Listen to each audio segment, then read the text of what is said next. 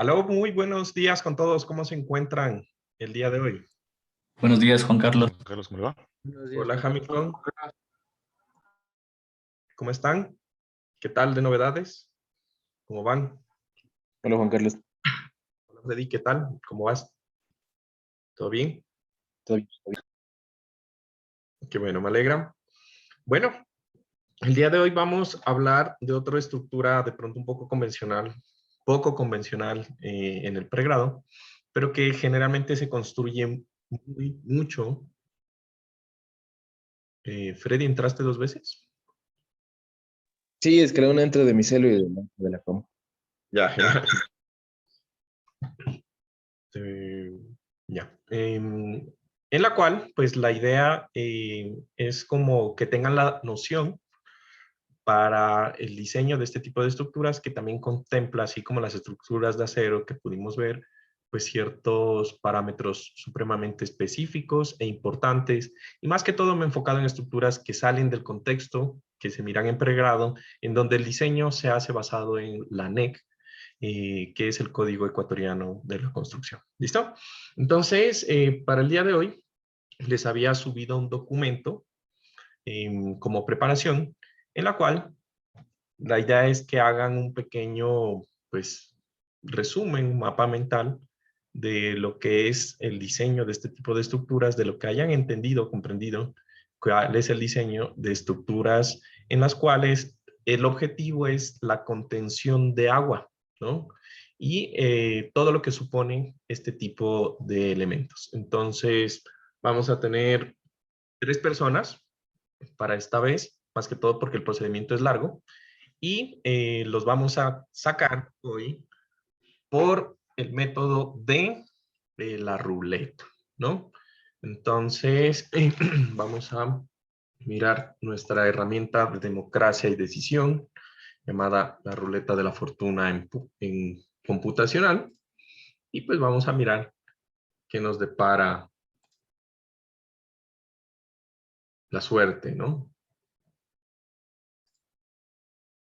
¿Listo? Ahí están. Vamos a ver. ¿Listo? Voy a mirar. ¿Estamos todos? Listo. Entonces, arranca nuestra pequeña ruleta.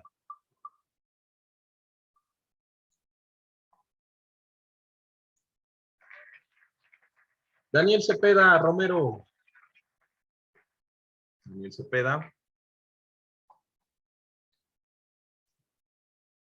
Daniel Cepeda Romero. A la 1. Daniel Cepeda Romero a las 2. Daniel Cepeda Romero a las 3. Bueno, parece que no se encuentra el día de hoy. Vamos a continuar.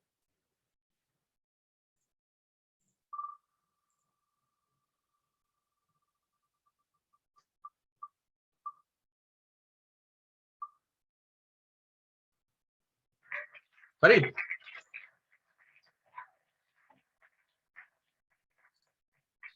Farid.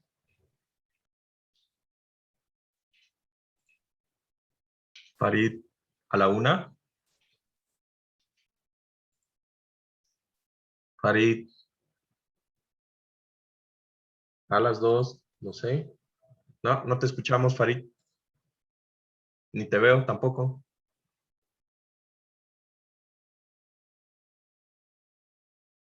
Mientras arregla Farid, vamos con la siguiente. Farid, alístate para la siguiente.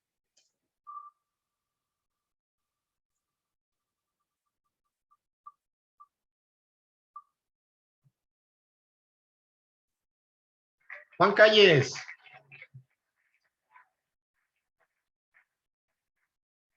Juan Calles a la 1. Juan Calles a las 2.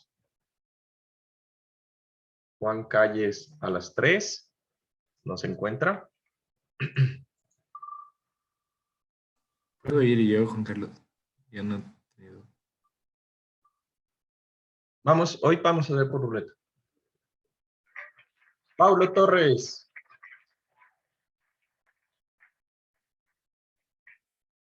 Paulo Torres a la 1. Paulo Torres a las 2. Paulo Torres a las 3. Farid, ¿me avisas cuando estés listo?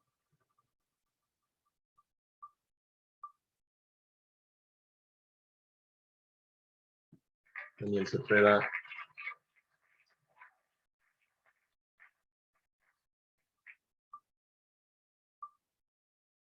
Iván Moreno. Yo la verdad, Juan Carlos, es que no hice esta preparación. Listo, Iván, gracias. Ya.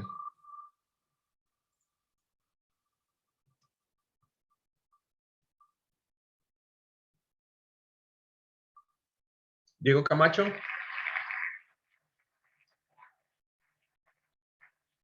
Diego Camacho. A la 1. Diego Camacho a las 2. Diego Camacho a las 3.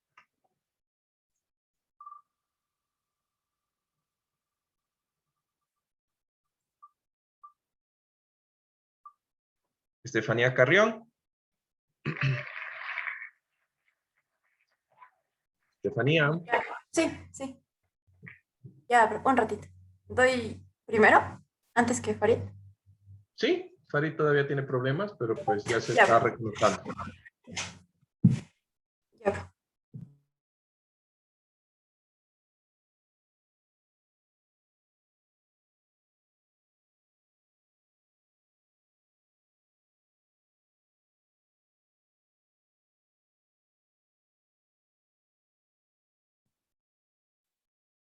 No puedo compartir pantalla.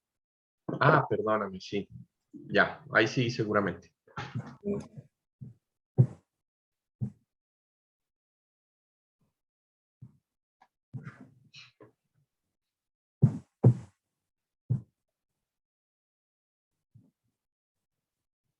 Era el de contenedores de líquido, ¿verdad? ¿Sí? Ya, bueno. Teníamos varios capítulos. Como capítulo 1 están los requerimientos generales.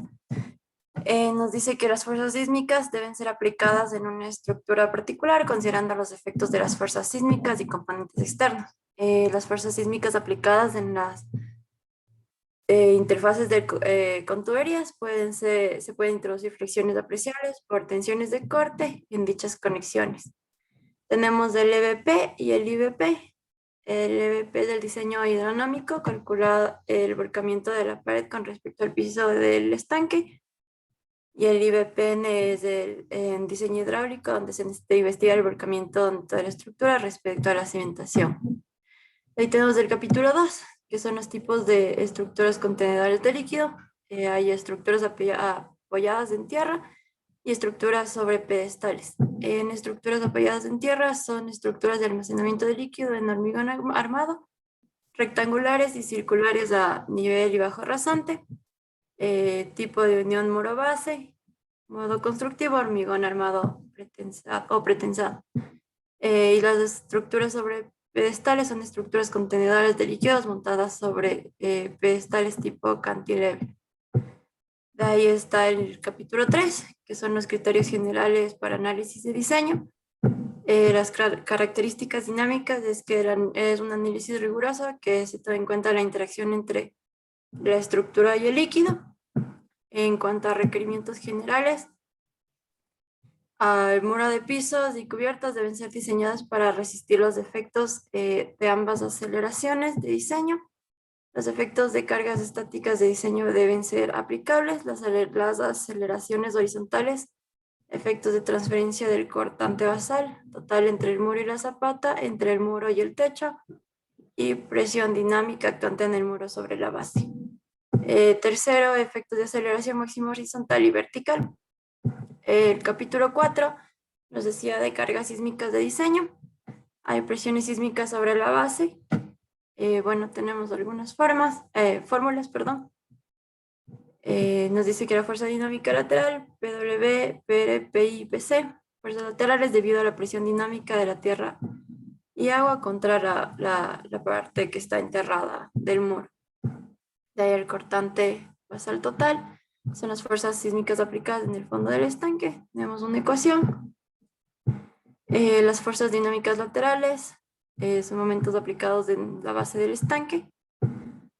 Aceleraciones verticales no deben ser menor que 2/3 de la aceleración vertical horizontal. De ahí aplicación de espectros de respuesta específica, espectro de respuesta elástica, movimientos de suelo del 10% de probabilidad de excedencia en 50 años y 5% de amortiguamiento.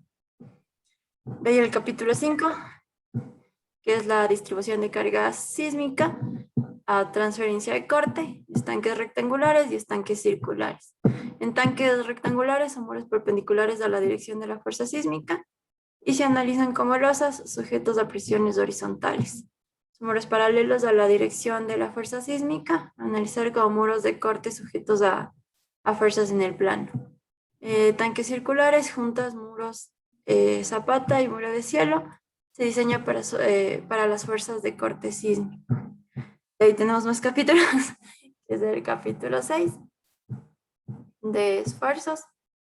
En tanques rectangulares y circulares. En rectangulares los esfuerzos de flexión vertical y horizontal y de corte en el muro y base del muro por acción de fuerzas horizontales sísmicas se calculan como si fueran losas. En tanques circulares, esfuerzos de flexión vertical y esfuerzos de corte en el muro y base del muro por acción de las fuerzas laterales sísmicas se calculan como si fueran de tipo shell, usando distribución en presiones aceptables.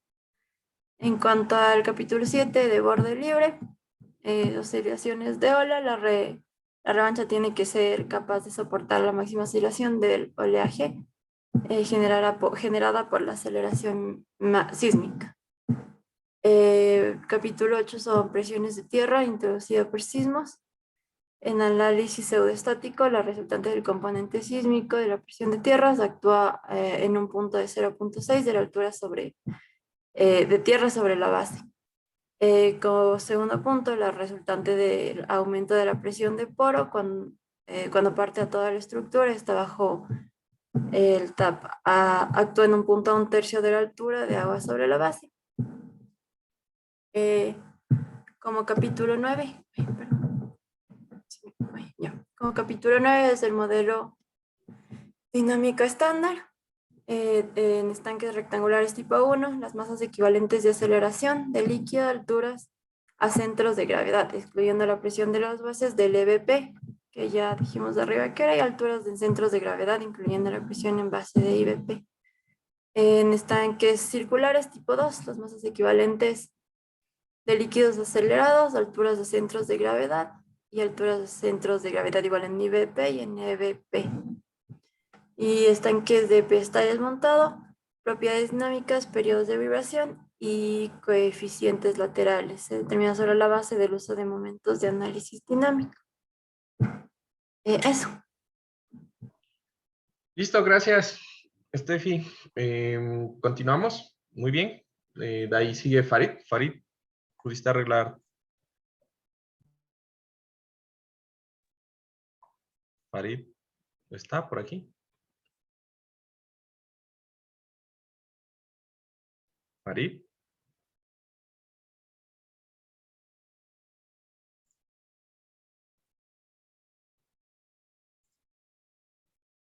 ¿Tampoco puedes proyectar tu pantalla, Farid?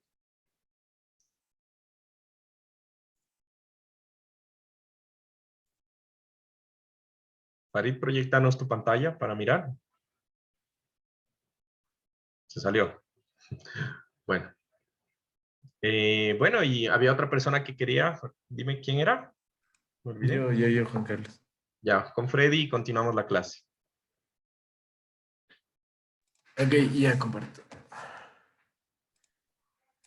Yo también sí tengo presentación. Bueno, no le hice tan largo. Ya, aquí está mi... Sí, se puede ver. Sí. Ya, bueno, básicamente lo que dijo Steffi, que tenemos varios capítulos donde vemos los tipos de estructura, dos, que son las apoyadas en tierra, y estas se dividen en rectangulares y circulares. Y tanto las rectangulares como circulares van a tener subtipos que serían con bases de cuadradas, base simple apoyada, igual a circular. Y también nos especifica que en las bases de las circulares, tanto empotrada como simplemente apoyada, podemos diseñar con hormigón armado o pretensado. Y también vamos a tener una base flexible, que esta va a ser diseñada como pretensada. En el análisis y diseño de criterios, tenemos las características dinámicas, donde hay una interacción entre el tanque y el líquido. También tenemos cargas de diseño, estas nos especifica que tenemos que ver en el capítulo 4. Y nos da algunos requerimientos, donde nos dice que las paredes, piso, techo y techo deben resistir aceleraciones tanto horizontales como verticales, y las combinadas con cargas estáticas. Además, nos habla sobre la transferencia cortante de la base entre el muro, la zapata, la pared y el techo. Y también tenemos que tener en cuenta sobre las aceleraciones máximas, tanto horizontales y verticales, y estas van a estar combinadas con el método de la suma de los cuadrados. Ujú. Ya después igual tenemos las cargas sísmicas de diseño, tenemos de la presión sísmica sobre la base, donde va a existir una fuerza lateral dinámica, un corte de base total, que está relacionado con el método energético, o sea, se lo va a poder realizar. Y también tenemos momentos en la base. Tenemos dos, tanto los momentos de flexión y momentos volcantes, y aceleraciones verticales. Eso también nos indica. Y también el espectro de respuestas en sitios específicos. Algunas de las fórmulas que especificaba aquí les coloqué por acá abajo porque no podemos. Se saturaba mucho el cuadro. Ya, y después tenemos la distribución de cargas sísmicas. Aquí tenemos la transferencia de corte. Tanto nos indica unas ilustraciones tanto para el tanque rectangular como para los tanques circulares, y una distribución de fuerzas dinámicas en la base. También nos indican unas ilustraciones que están por acá abajo. Ujú. Y ya tenemos los esfuerzos también. Igual estas podemos calcularlas a través de unas ecuaciones que igual les puse en la parte de abajo, tanto para las rectangulares y circulares. Nos habla sobre el borde libre, donde tenemos que tener en cuenta sobre la oscilación de onda. Aquí esta se basa en un desplazamiento vertical máximo, Ujú. tanto en los tanques de rectangulares y circulares, y también nos da para cada uno las ecuaciones para obtener esos desplazamientos. También tenemos la presión de tierra inducida por sismo, y nos habla sobre los componentes de presión lateral, que es del suelo tanto pasivo y activo. Nos da unas limitaciones donde nos dice que las fuerzas de relleno no deben ser confiables para los efectos dinámicos. También el método alternativo, que quiere decir que debemos seguir las recomendaciones de un ingeniero geotécnico.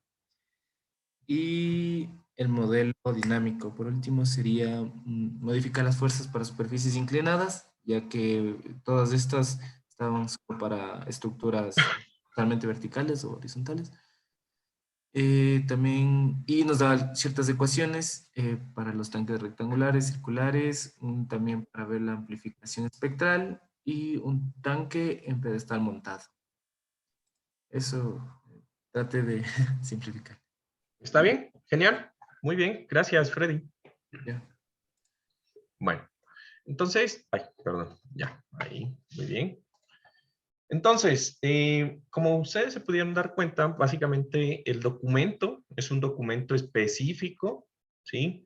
Que nos norma o nos rige más que todo lo que es el diseño de estructuras que están con líquidos contenedores, pero sobre todo hay un cambio a el concepto de sismo, ¿no es verdad? Nosotros habíamos dicho pues que la parte sísmica en una estructura pues se basa generalmente en analizar una masa, un peso muerto, una carga muerta, y esa carga muerta que está en el elevada, ¿sí? Va a generar un componente de aceleración debido a la aceleración del terreno que siente una estructura. Ese es nuestro paradigma en general.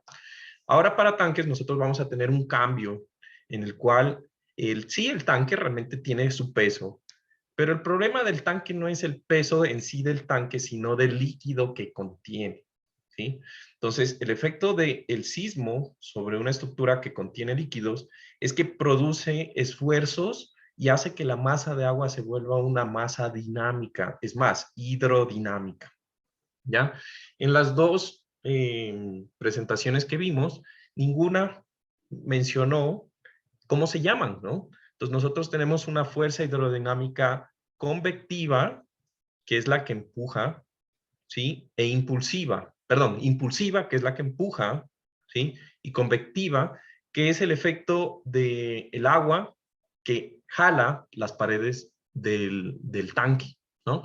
Entonces, el análisis de eso debería hacerse mediante unos modelos dinámicos donde yo pueda modelar y colocarle en SAP la masa unida a una rigidez, que es la rigidez que produce el contacto del agua con las paredes de los tanques al ser un elemento que no es, el agua ustedes saben que es un material no compresible, o sea, no se comprime, ¿no? Entonces, todos esos fenómenos hacen que los tanques sean realmente bastante interesantes, bastante divertidos y bastante, digamos, no difícil, digamos, más complejo su análisis. ¿Listo? Entonces, para partir un poco, entendiendo un poquito más ese documento, vamos a hablar acerca de lo que serían las consideraciones generales. ¿Listo? Entonces, les voy a compartir mi pantalla. A ver, espero que me puedan mirar. ¿Me confirman en el momento en que la tengan? Ya, perfecto.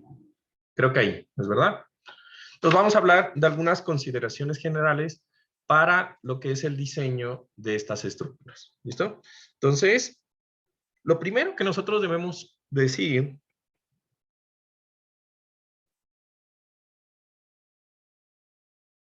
en las consideraciones generales es que estas estructuras, ¿sí? Yo necesito hacer chequeos de durabilidad, ¿sí? Es lo primero que yo debo hacer, chequeos de durabilidad.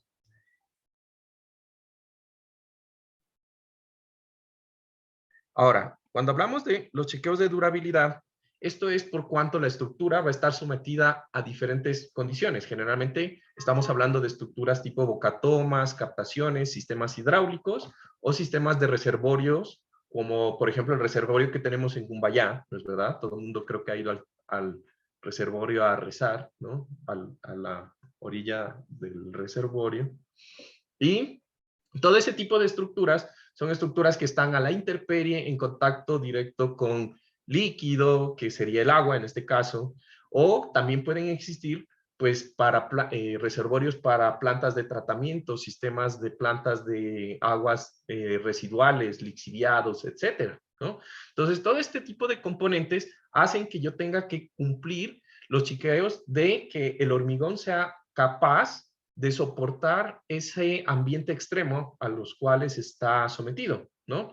Y más que todo, aquí estamos hablando de todo tipo de estructuras que contienen agua. O sea, yo puedo tener agua limpia, agua pura, o puedo tener otro tipo de líquidos, ¿sí? Por ejemplo, ácidos, sulfatos, lo que sea. Cualquier sistema que tenga o soporte líquidos se basa en este criterio, ¿no? Entonces, los chequeos de durabilidad básicamente, nosotros los vamos a cumplir realizando un detallamiento específico del refuerzo, ¿sí?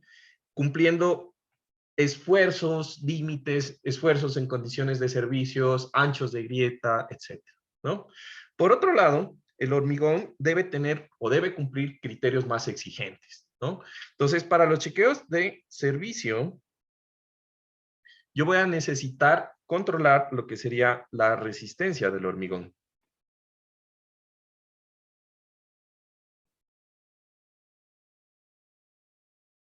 ¿Sí? Y para la resistencia del hormigón, pues yo debería generar, y hay unas tablas en donde yo debo, por ejemplo, hacer hormigón bajo en poros, ¿sí? Reducir el contenido de aire en la mezcla, hacer hormigón de alta resistencia a la abrasión, ¿sí? Y todo eso se manifiesta, pues, modificando lo que serían los tipos de cemento que yo voy a usar, ¿sí? Los tipos de agregados y controlando lo que serían las grietas. Para el control de grietas, al igual que en puentes, yo lo que voy a chequear es la separación del refuerzo para flexión. ¿Ya? Esto con el ánimo de disminuir el ancho de grieta.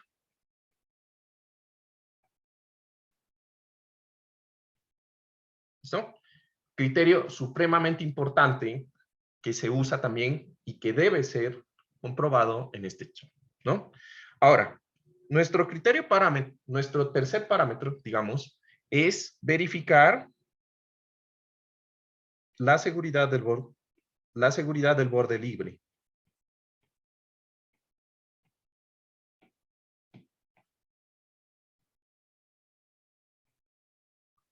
Esto por cuanto lo que va a pasar es que estos tipos de estructuras, algunas van a estar contenidas con una tapa, ¿no es verdad? Entonces, ustedes no van a querer que el tanque, cuando venga el sismo, el agua se rebote y se salga. Pónganse que es aguas negras. Entonces viene el sismo y se sale todo el agua negra y a usted le toca limpiar. Nadie quiere eso, ¿no? Ahora, cuando yo tengo tapas, el efecto es que el sismo hace que el nivel de agua suba por un instante en un lado del tanque y baje por un instante en otro. Entonces, ese golpe de ariete o ese golpe del agua puede tranquilamente dañar las conexiones, de pronto dañar los sistemas eléctricos o electrónicos que ustedes tengan en esa tapa para controlar o medir el nivel, o en algunos casos, puedan quitar la tapa. Y eso estamos hablando de una tapa de hormigón. Pues pueden explotarla, sacarla, moverla o desencajarla, ¿no? Entonces, todos esos fenómenos yo los tengo que verificar dejando un borde que sea adecuado, ¿sí? Y que yo debo calcular para que el tanque no tenga peligros de que el agua se rebose o que afecte a la tapa del tanque. ¿Listo? De ahí, yo voy a necesitar hacer una correcta modelación de las conexiones de los muros.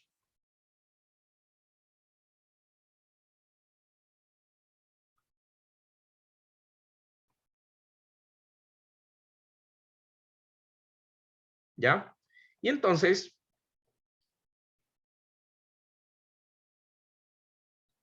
esto algo lo mencionó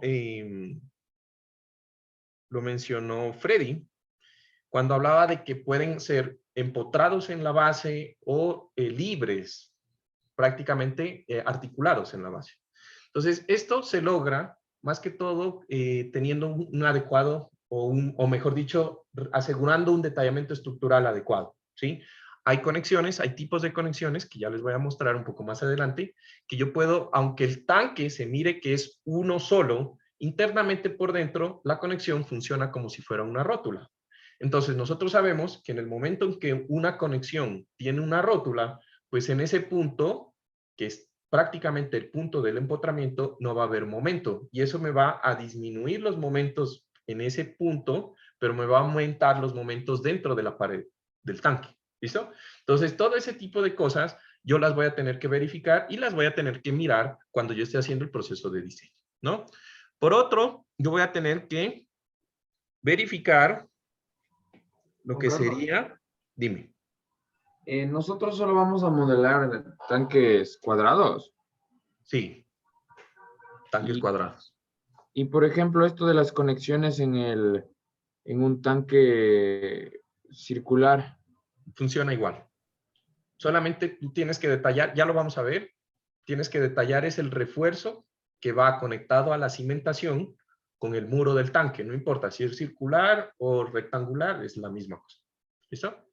Bueno, ¿en qué estaba? Entonces, después de la conexión de los muros, lo que yo tengo que revisar es las fuerzas, básicamente, que se producen en el tanque, ¿no? Entonces, las fuerzas que se producen en el tanque, pues van a ser el peso propio, ¿sí? La carga viva es prácticamente insignificante. Estamos de acuerdo que pues un tanque va a tener que soportar pues agua o un líquido que pesa similar o más que el agua, ¿no? Entonces, que usted esté caminando por ahí, que esté por ahí haciendo construcción, etcétera, pues eso que es nosotros como carga viva realmente no generamos un efecto muy grande en la estructura.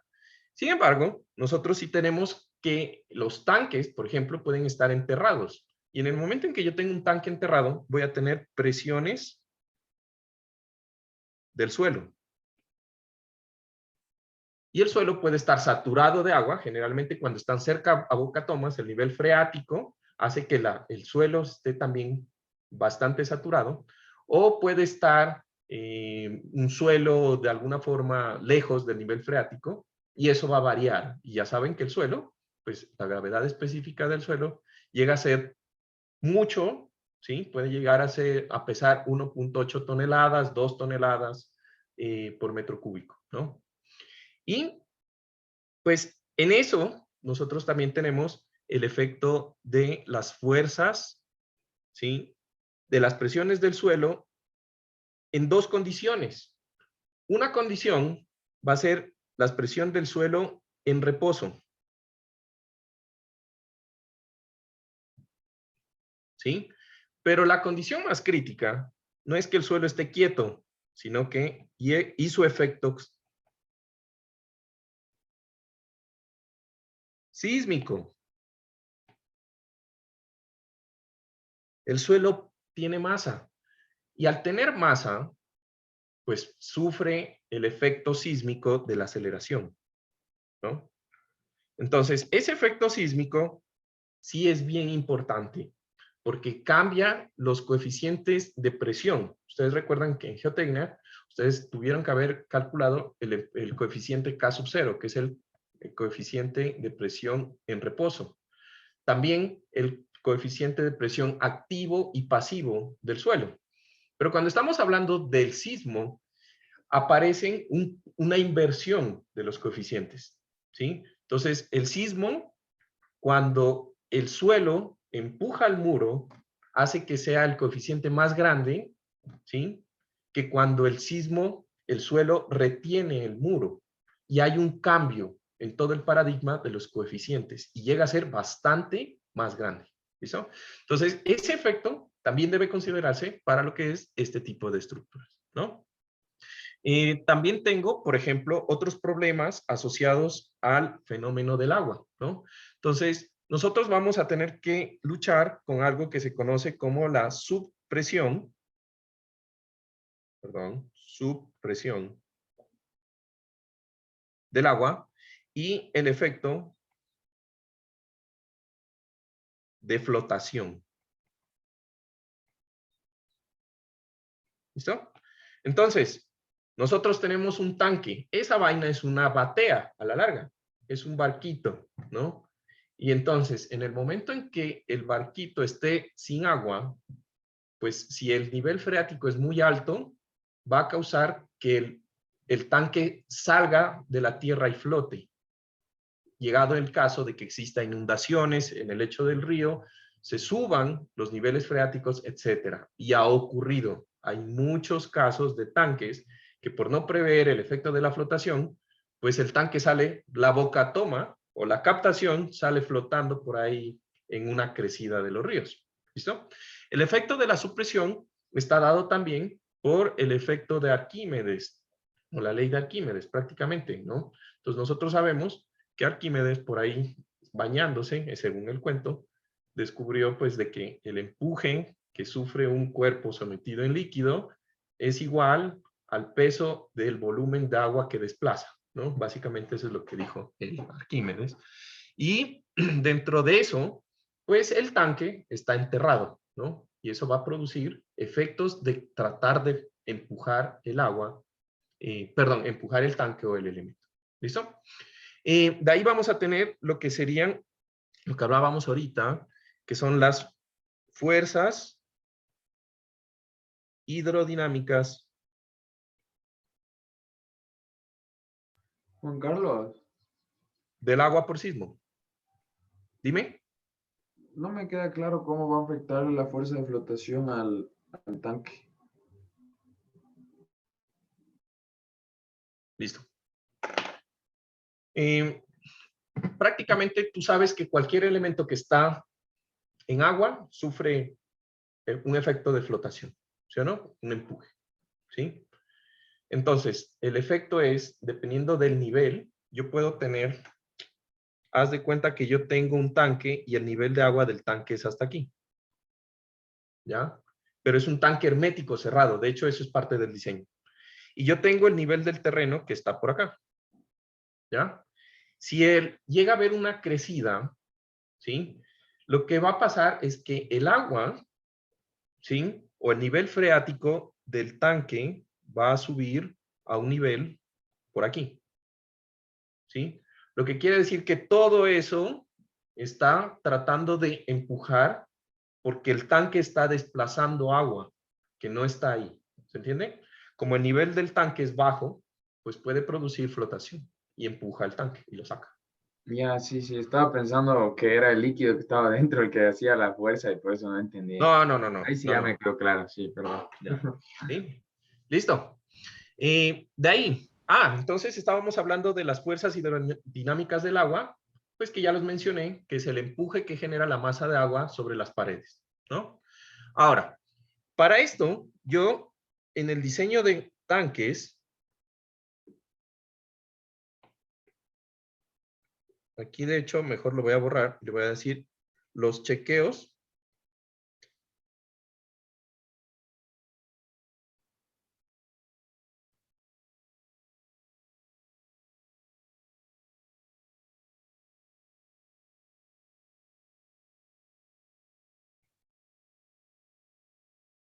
dentro de los chequeos requeridos para el diseño de tanques, prácticamente vamos a tener 3 principales, ¿no? Entonces, yo voy a tener que garantizar que el tanque, ¿sí? Sea adecuado y soporte las fuerzas cuando yo haga una prueba de estanqueidad sin sismo. Entonces, usted va a construir el tanque, ¿no? Pero entonces, después de construir el tanque, usted debe probar que el tanque funciona, ¿no? No es que lo construye y se olvida, ¿no? Entonces, para probar que que el tanque funciona, usted tiene que llenarlo de líquido, ¿sí? Y en esa prueba de estanqueidad, yo voy a tener básicamente el tanquecito, lo voy a dibujar aquí, ¿sí? En donde usted ha hecho una excavación, voy a poner la excavación, a ver, voy a agregar una pluma. Esta está chévere. Usted ha excavado la tierra y ha construido el tanque, ¿no es verdad? Y aquí le va a poner agua. En el momento en que usted le coloca agua, automáticamente el tanque empieza a generar presiones laterales que hace que el tanque trate de abrirse. ¿Estamos de acuerdo? En esa condición, usted debe garantizar que el tanque funciona. ¿Listo? Que no se abre, que no se deforma y más que todo, pues que no tiene fugas. ¿Listo? Entonces, de ahí yo voy a tener que chequear otra condición. Que el tanque, a ver, voy a poner esto por acá. El tanque prueba del tanque vacío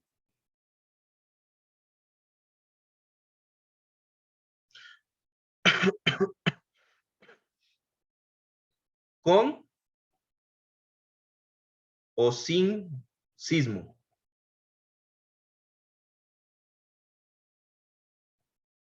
¿Listo? Entonces, el tanque, ahora usted va a tener otro criterio. Usted tiene aquí su tanquecito, ¿sí?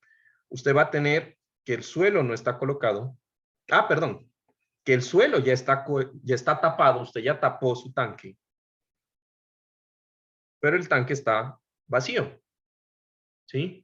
Entonces, en ese caso, todo el nivel de tierra que tiene o está soportando esta estructura va a generar un empuje debido al material que lo está empujando o que lo está conteniendo, o sea, el suelo. ¿Estamos? Y eso puede hacer que el tanque pues se vaya hacia adentro. ¿Listo? ¿O que colapse? ¿Estamos de acuerdo? Listo.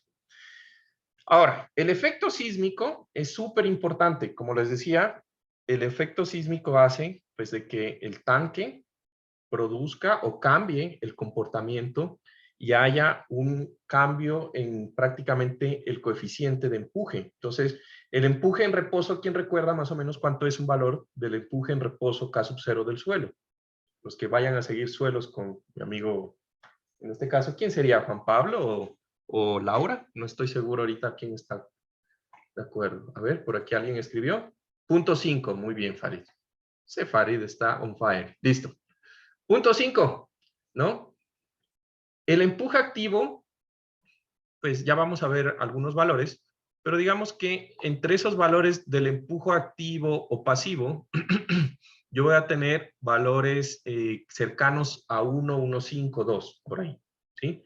Cuando estamos hablando del sismo, el empuje activo puede tranquilamente llegar a 3 o 4, ¿sí? Lo que quiere decir que la masa del suelo se va a multiplicar por 4 veces para producir el empuje, ¿ya? Entonces, eso es bastante importante. Después tenemos lo que sería la parte de la prueba del tanque, ¿sí?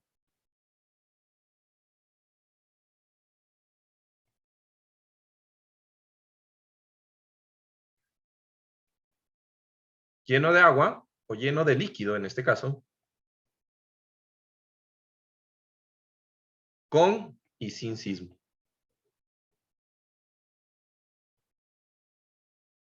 Entonces nosotros vamos a tener de nuevo el tanquecito. Vamos a tener el nivel de tierra por aquí. Pero lo vamos a tener lleno de agua. Entonces yo voy a tener aquí dos componentes. Yo voy a tener una componente que me va a producir el terreno, que es la misma prácticamente que es la que estábamos hablando antes. Pero ahora va a pasar un problema, ¿ya? Y es que el agua también va a producir empujes. Entonces, ¿quién ve ahí cuál es el problema?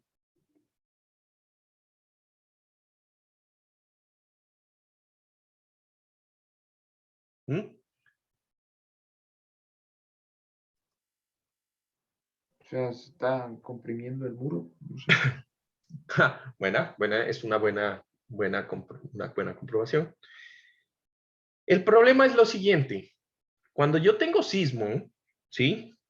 Hagan de cuenta que la distribución hidrodinámica del agua hace de que este componente, este sería el esquema del tanque sin sismo. Este sería sin sismo.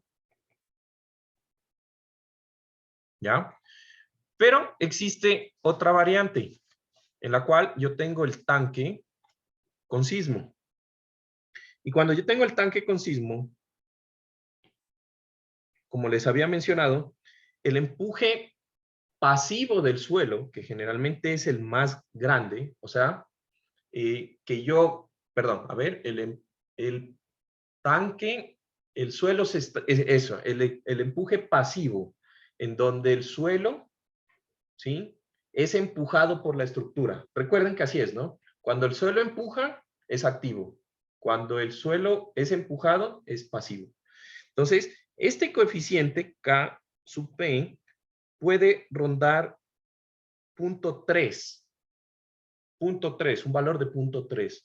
Lo que quiere decir que estos esfuerzos bajan bien poquito, bajan a ser bien poquitos. O sea, la resistencia del suelo cuando estamos en sismo es bien pequeña, ¿ya? En cambio, a KP, y aquí le vamos a poner KPE, ¿ya? En cambio, el coeficiente activo, KAE, puede llegar a ser 4 veces. Lo que quiere decir que estos esfuerzos realmente, borré demasiado, realmente se magnifican bastante. Sumado a eso, pues yo voy a tener un problema. Y es que cuando el sismo, aquí estoy asumiendo que el sismo va en esta dirección, cuando el sismo va en la dirección, digamos, de izquierda a derecha, aquí existe una masa impulsiva de agua o un efecto impulsivo del agua que hace de que el muro sienta un empuje hacia la dirección del sismo, ¿sí? Y aquí yo voy a tener una distribución hidrodinámica que se va a incrementar enormemente por la masa impulsiva y convectiva del suelo. Entonces, ¿cuál es el muro que más sufre? En este caso, pues es claro que el muro que más sufre es el del, dilo, Juan. La izquierda. La El izquierda. izquierdo. El izquierdo sufre unas fuerzas supremamente graves. Y cuando el sismo va en la otra dirección, pues ya se imaginarán cuál es el que va a sufrir más, ¿no? Entonces, todos esos efectos realmente son los que yo debo considerar cuando hago el diseño. ¿Listo? ¿Preguntas? Si yo garantizo que la estructura soporte las fuerzas adecuadamente en estos 3 componentes principales, pues digamos que el diseño va adecuado. ¿Listo? Ahora, lo que hablábamos de las conexiones en la base. Juan Carlos, una pregunta. Dime. Que yo tengo anotado que más bien el KP es el que es, puede ser 10 veces el KA. Sí, pero en condiciones normales. Tienes que averiguar el KP en sismo. Eso es justamente lo que decía, ¿no? Ya. Bajo condiciones del sismo cambia. Por eso decía que cambia todo el sistema. Y eso es el problema. ¿Ya? Ok. Listo. Entonces, de ahí tengo por aquí la parte de las conexiones. Entonces, esto es un recorte extraído del documento que ustedes leyeron, así que todo el mundo lo vio, espero, ¿no? Y en este tipo de conexiones aparecen las dos principales, conexiones que son empotradas o conexiones que son pines.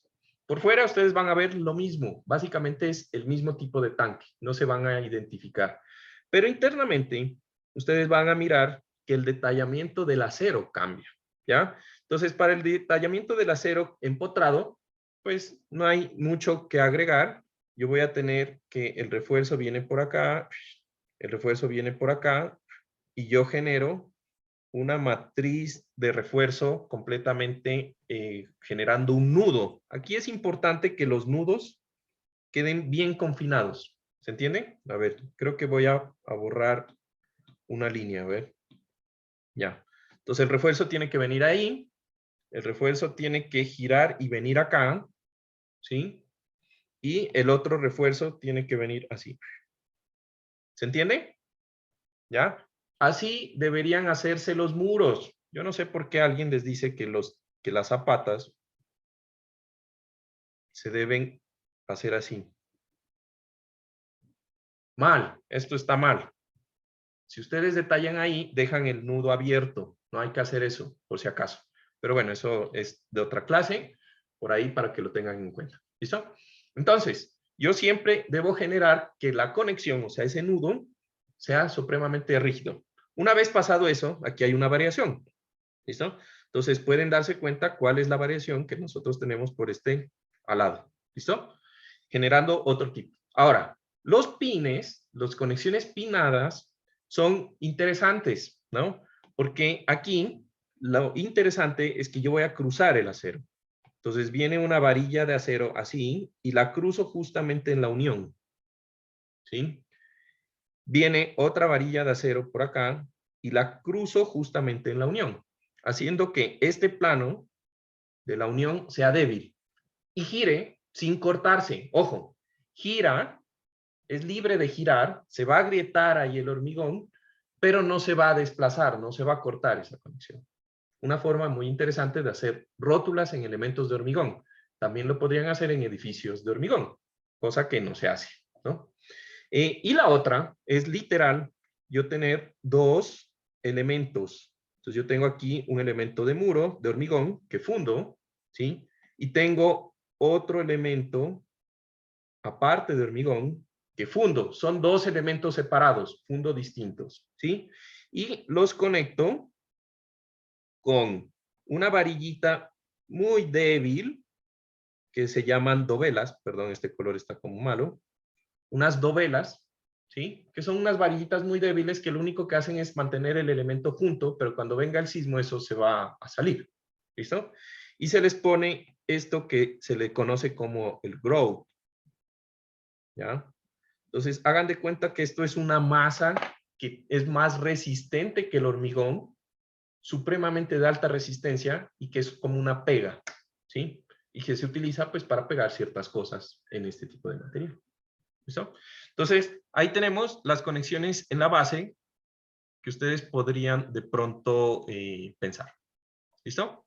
Ahora, Juan hablando un Carlos, poco, antes de que dime. avances, ¿por qué quisiera yo que sea articulada la conexión en un Porque muro? en ese caso, tú te aseguras que el momento más grande, que es donde se va a ocurrir la rótula, pues no va a ser en la conexión de la placa de la base con el muro, sino en otro lado. Entonces, ¿por qué tú quisieras eso? Imagínate que tú tengas un tanque enterrado que mide 5 metros. Entonces, tú quieres ir a reparar abajo 5 metros, te toca excavar de nuevo 5 metros en pendiente, coger, meterte y arreglar la conexión. ¿Tú quisieras eso? Es un trabajazo. Es más, viene el sismo. ¿Cómo miércoles haces para saber si está dañado? Te toca vaciar 5 metros de líquido, meterte y revisar toda la conexión por dentro. ¿Y cómo haces para saber si por fuera no sufrió daños? ¿Ya? Entonces, como estamos hablando de tanques que están enterrados, pues tú tienes que garantizar que el diseño de la estructura sea adecuado y que sea fácil de inspeccionar, igual que en puentes. ¿Listo? Entonces es por ese tipo de cosas. Ahora, de ahí nos vamos a la distribución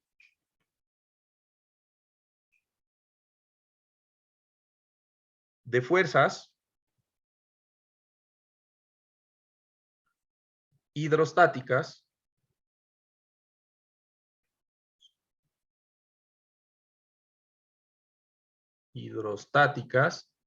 e inerciales. ¿Listo? Entonces, la distribución de fuerzas, pues las hidrostáticas ya tienen idea, son las producidas por la masa de agua. Sin embargo, pues las inerciales son las que se producen por la masa propia, pues del tanque, los elementos, los componentes, la carga muerta, etc. ¿Listo? Entonces, yo voy aquí a copiarme de nuevo lo que sería el esquema que ustedes vieron en su documento.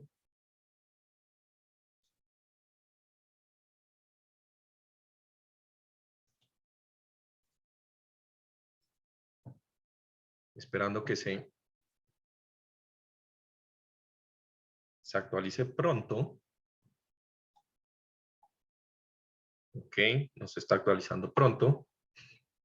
Entonces, voy a...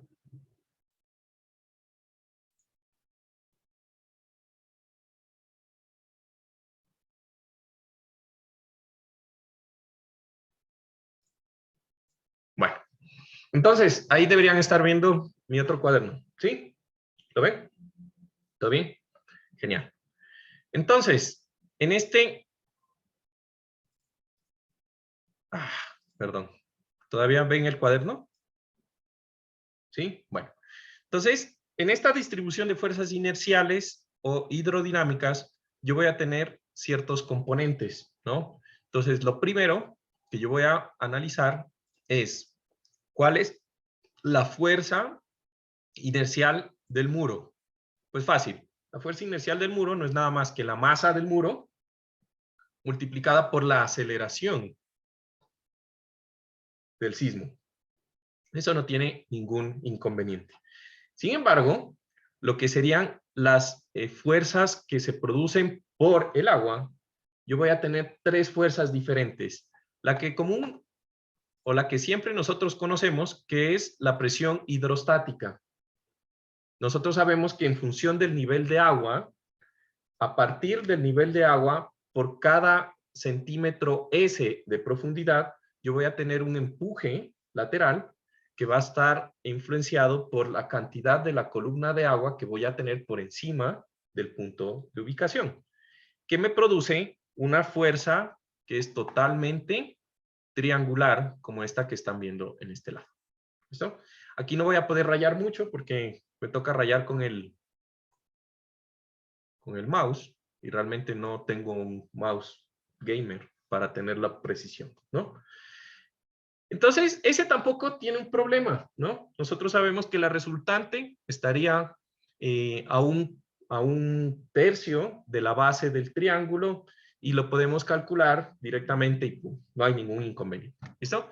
Sin embargo, también tengo, cuando ven el sismo, lo que es el efecto de las fuerzas impulsivas y convectivas en el muro, ¿no? Entonces, la fuerza impulsiva y convectiva ya la habíamos visto o se las había esquematizado en la parte superior, y yo voy a tener que la fuerza impulsiva va a ser la que hace que el agua empuje del muro, ¿sí? Debido al efecto sísmico. Pero también voy a tener una fuerza convectiva, ¿sí? Que es la fuerza que jala el muro, ¿ya? Entonces, si yo tengo aquí, y vamos a ver si puedo hacer este esquema. Miércoles, no. La verdad, me disculparán porque no he dibujado mucho en el computador. Pues digamos que así. Y de aquí, uy. De aquí. Entonces yo tengo aquí mi tanque. Vamos a suponer que el tanque tiene tapa. No quiero borrar la línea de arriba, ¿ya? ¿Listo? Entonces tiene el tanque con tapa. Entonces resulta que cada muro va a tener dos fuerzas, ¿sí? La impulsiva, que la puse en rojo, que va a ser así, ¿sí? Y adicional, yo voy a tener una fuerza convectiva, que la puse en verde, que va a ser así.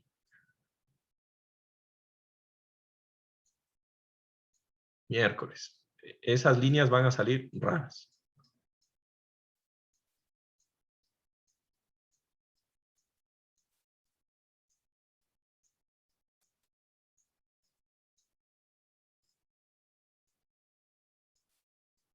Sí, no es lo mío dibujar con el mouse. ¿Se entiende? Impulsiva, convectiva.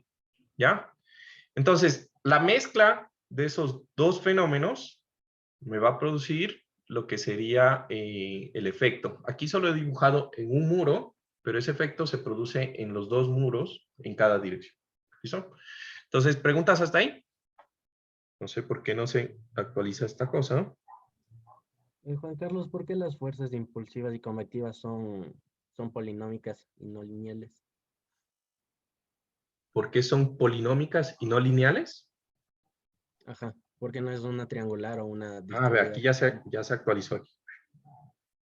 Porque estamos hablando de que cuando existe el sismo, las masas de agua empiezan a generar turbulencias internas, ¿sí?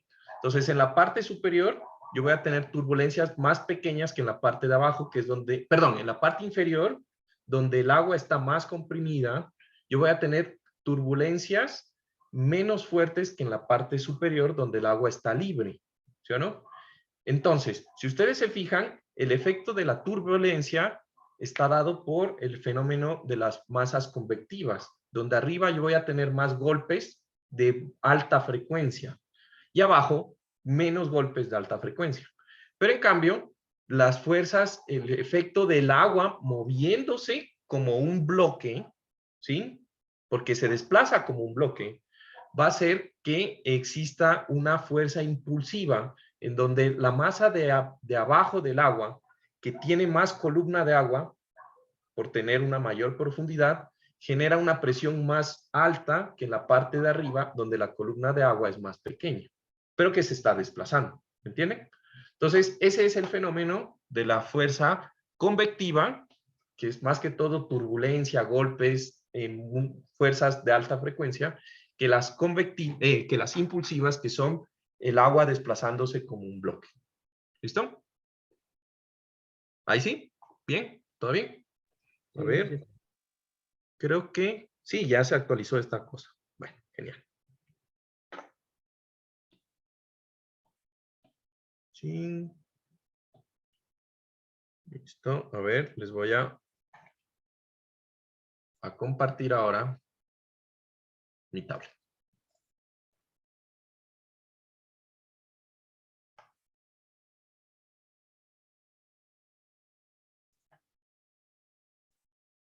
¿Se está viendo mi tablet? Confirmen. Confirmen para confirmar, como dicen por ahí.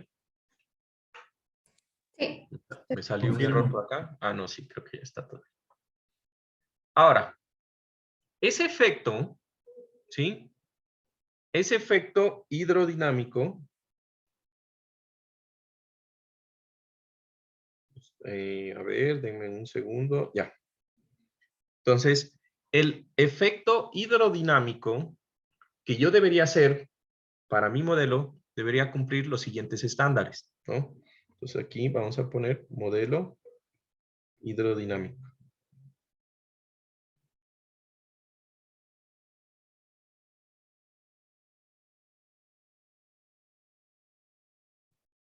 ¿Listo? Entonces, en ese modelo hidrodinámico, ojalá este sí copie rápido. Parece que sí. Bien, listo. Yo voy a tener lo siguiente. Voy a tener primero un punto en donde en el estado general, yo voy a tener la masa de agua generando un peso hacia abajo. ¿Estamos de acuerdo? El agua, pues, es atraído por la gravedad. Y entonces voy a tener que la masa del agua genera un peso y empuja la pared de abajo del tanque. ¿Listo? De ahí voy a tener un nivel de agua que va a estar definido por esta línea. Uy. No sé qué pasó. Creo que lo voy a hacer así. ¿Listo? Entonces, ese es mi nivel de agua. Y de ahí yo voy a tener un nivel de max, que va a ser el nivel que más o menos, o que estimamos que va a poder subir el agua o bajar. ¿A mí cuál me interesa? Pues que el nivel de agua del tanque más el nivel de max no sea el mismo nivel al cual está la tapa. ¿Listo? Básicamente eso es para lo que me interesa. Ahora, el modelo, voy a tener aquí dos cosas. Yo debería coger y modelar una masa, que es esta masa convectiva, ¿sí? Que va a estar unida por unos resortes a las paredes del muro. O sea, sí yo debería modelar esto en SAP, ¿sí? Tengo una masa que está unida a unos resortes, donde los resortes se calculan teniendo en cuenta las propiedades de viscosidad del agua, ¿sí? O del líquido que yo estoy hablando en este caso, ¿sí? Y se les da la libertad de moverse y agitarse. ¿Listo? Y adicional, yo voy a tener una masa que se conoce como la masa impulsiva, que va a estar ubicada a otra altura y que va a estar unida al tanque como un elemento totalmente rígido, ¿sí? Al tanque. Entonces, eso es el modelo que yo debería hacer y ahí pudiera hacer análisis dinámicos o incrementales o en tiempo-historia de lo que sería mi modelito del tanque. ¿Listo? Entonces, yo ahí voy a tener prácticamente en la descripción, cuando ustedes miren ahí prácticamente el documento, les va a mencionar cómo se distribuyen las masas impulsivas, convectivas, la masa como tal, y cómo se producen los pesos, ¿no? Entonces, aquí la ecuación básicamente es que el tanque va a estar tratando de girarse o voltearse con un momento que va a ser igual a la masa, al momento de la masa impulsiva más el momento de la masa convectiva, que pues si ustedes ya entendieron básicamente cómo está esto, pues ese momento es muy simple calcularlo, ¿no? Va a ser igual a la carga o al peso de la masa impulsiva por la altura donde está la masa impulsiva, etc. O sea, esta ecuación es para dummies, facilita, ¿no? No tiene ningún misterio. ¿Listo? ¿Preguntas hasta ahí? ¿Todo bien? Listo. Juan Carlos, ¿por qué se modelan en diferentes alturas? Por lo que hablaba, en la parte superior, ¿sí? En la parte superior yo voy a tener oscilaciones de agua que por estar menos comprimidas tienen mayor frecuencia, o sea, tienen mayor movimiento, ¿sí? Y en la parte baja yo voy a tener una agua que se encuentra comprimida por el volumen, por la altura, en la cual prácticamente no va a tener chance a moverse y se va a mover como si fuera un bloque de masa rígido. ¿Listo? Es por eso. Ese es el efecto hidrodinámico, pues, que han estudiado que funciona para establecer las fuerzas en este tipo de elementos. ¿Listo? ¿Preguntas? Bueno, entonces, ¿qué sucede? Aunque este es el modelo hidrodinámico, pues no vamos a entrar mucho en esta clase, ya que esto sí, para hacer este modelo deberíamos hacer un análisis no lineal dinámico y no vamos a entrar en ese estado, ¿ya? Entonces, estos modelos se utilizan cuando usted quiera aplicarle a su estructura una señal sísmica y quiere hacer un análisis en el tiempo de cómo se comporta en cada instante de tiempo su tanquecito, ¿sí? Pero para efectos de diseño, pues ese modelo es demasiado robusto y no nos interesa llegar a esa profundidad. ¿Listo? Entonces, para eso, lo que nosotros vamos a hacer es lo siguiente. ¿Sí? Vamos a hacer un diseño simplificado de nuestra estructura. ¿Sí? Teniendo en cuenta, pues, el siguiente ejemplo. Ya les pego por aquí.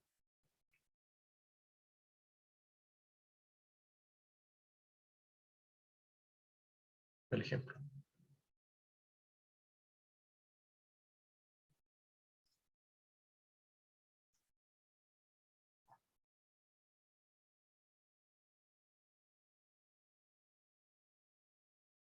¿Listo?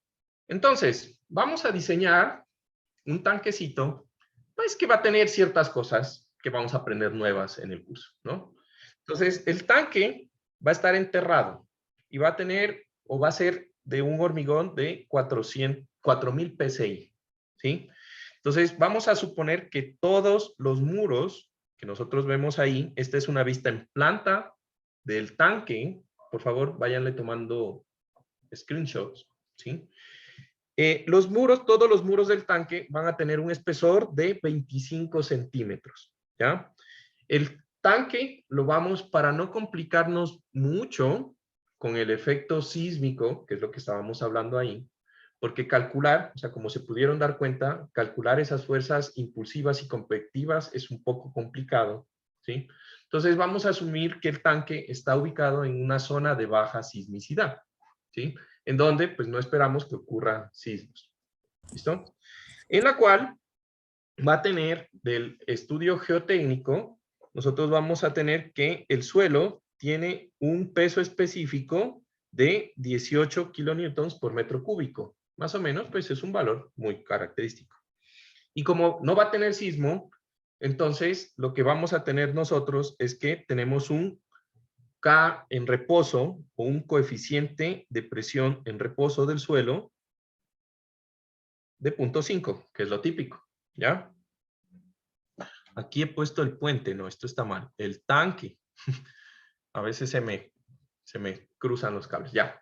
El tanque se considera que va a estar apoyado sobre resortes, ¿ya? ¿A qué me refiero esto? Como dijo, creo que Freddy, no me acuerdo, creo que Freddy o Estefanía, nosotros vamos a hacer el análisis de esa estructura como si fueran losas, ¿sí? Entonces, aquí nosotros no tenemos elementos frame, no tenemos elementos que sean rectos, sino que aquí vamos a utilizar elementos finitos, ¿no? En donde cada elemento finito va a simular una losa de hormigón, ¿ya? Ahora, las losas van a tener apoyos, pero en los apoyos, nosotros el suelo, como ingenieros, lo vamos a modelar como resortes que solamente soportan compresión. ¿Quién me dice por qué solo quiero que el suelo soporte compresión? Los geotécnicos, a los que les gusta jugar con la tierrita. Que es débil la tracción. El suelo no soporta tensión. Literal, si yo cojo un espécimen de suelo y lo tensiono, no soporta, ¿no?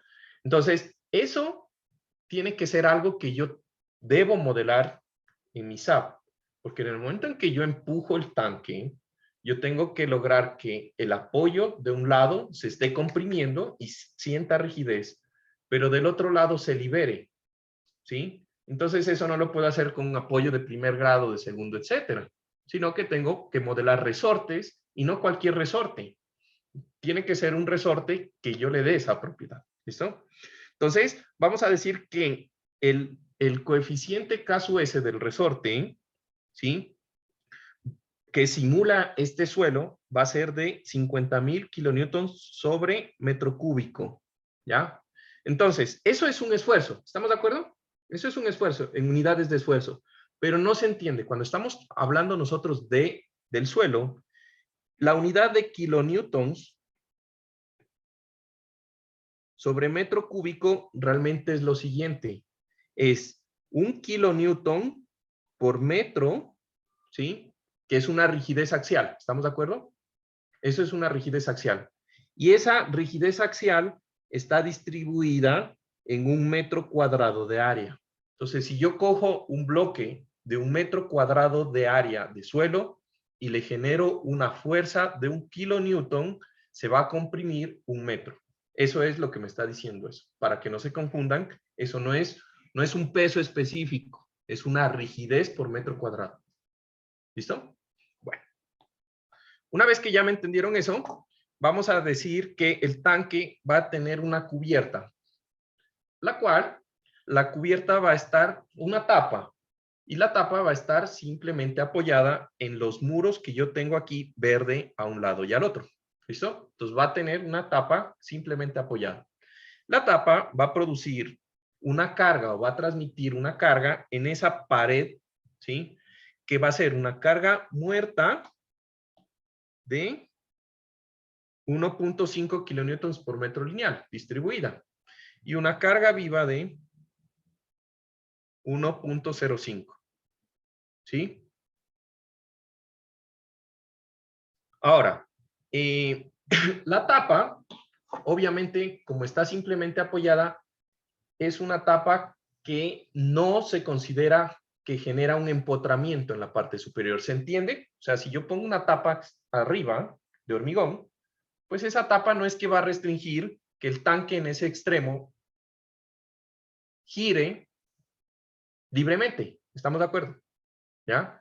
Pero por fricción, debido al peso de la tapa en las paredes, sí se considera que le impide que se abra el tanque. ¿Ya? Entonces, para cuestiones de nuestro modelo, nosotros vamos a asumir que el tanquecito, si yo le retiro la tapa, ¿ya?, en esta parte, prácticamente estos nodos van a estar así, restringidos al movimiento. ¿Listo? Lo que quiere decir que el tanque, cuando yo le ponga el agua, yo ya puedo saber cómo se me debería de formar. ¿Sí? ¿Cómo debería de formarse ese tanque? Pues en la parte superior va a tener que girar. Y en la parte inferior, como está empotrado, debería arrancar a 90. ¿Listo? Entonces, esa debería ser la deformación que yo obtenga en las paredes de mi tanque. ¿Se entiende? Chévere, ¿no? Genial. Me encanta esta cosa. Abajo, también por el peso del agua, pues yo voy a tener una deformación que debería ser así.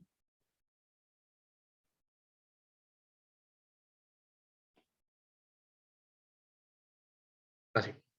¿Listo? Así deberían deformarse el tanque solamente por el agua. ¿Listo? Y nada más. Bueno. ¿Qué más? Listo. Yo creo que esas son las instrucciones. Ya creo que todo el mundo le tomó una fotico, ¿sí? Entonces yo voy a tener aquí que cada muro, esta es una vista en planta. Le voy a poner aquí porque después nos olvidamos. Entonces esta es la vista en planta.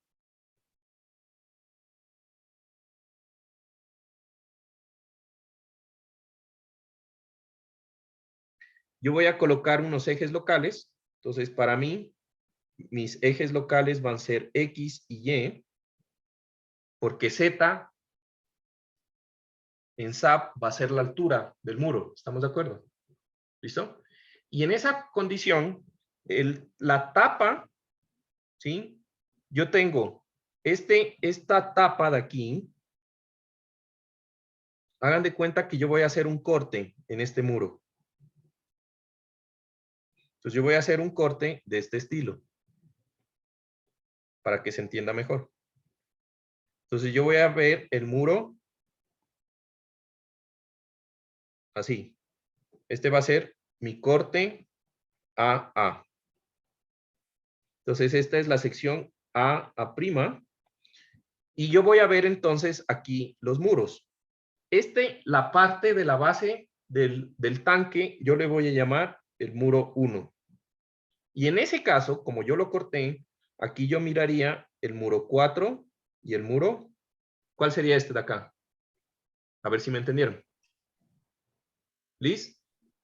5. El 5. Perfecto. ¿Listo? ¿Se entiende cómo están? Listo. Entonces, ahí están las distancias. 4 metros, 3.5 metros de ancho. Y aquí le vamos a meter otra cosa interesante, ¿no? Entonces vamos a aprender a modelar tierra en los muros, ¿no? Entonces, la tierra va a tener una diferente altura. ¿Listo? Entonces, este procedimiento para modelar tierra sirve para modelar, por ejemplo, agua a diferente altura, sirve para modelar presión, lo que ustedes quieran que sea presión.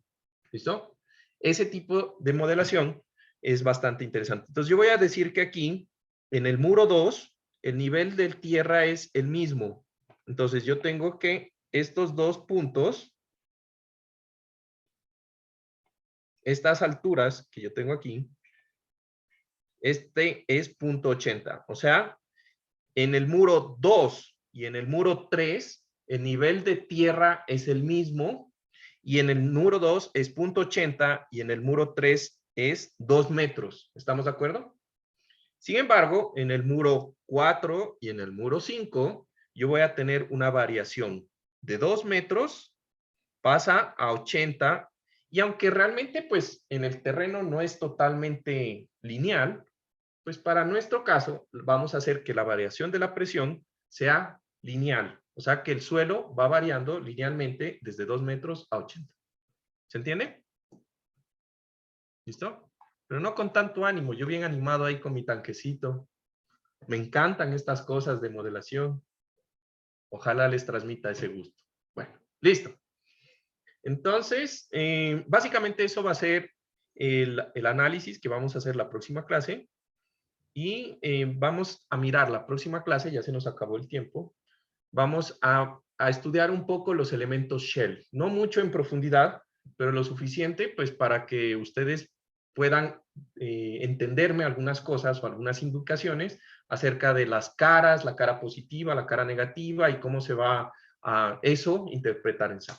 ¿Listo? Entonces nos vemos el día jueves por este mismo canal y por este mismo horario. Que estén muy bien. Cuídense. Juan Carlos. Una pregunta que me surgió haciendo el deber. Como era un edificio en L, tú habías dicho en las clases que no debería chequear la deriva solo en una columna, sino en unos puntos más... En varios puntos. Ajá. Entonces yo chequeé en la parte de la L, o sea, la de adentro, no la de afuera. No sé si es que eso cuente como... No, pues sí, en esa L ustedes deberían haber chequeado, prácticamente debían chequear en 2, 4, en 6 puntos. Todas las esquinas, todos los vértices de la L. Ahí deberían haber chequeado. Pero lo más probable es que dependiendo del nivel de excentricidad, porque eso depende mucho de la excentricidad. La excentricidad es qué tanto coincide el centro de masa con el centro de rigidez de la estructura, ¿ya? Entonces, ahí ocurre un problema, y es que generalmente el centro de masa, si yo tengo una cosa así, No el estamos centro viendo nada. el centro de masa les debió haber dado por acá, por fuera. No se ve. Está compartiendo. Ah, perdón.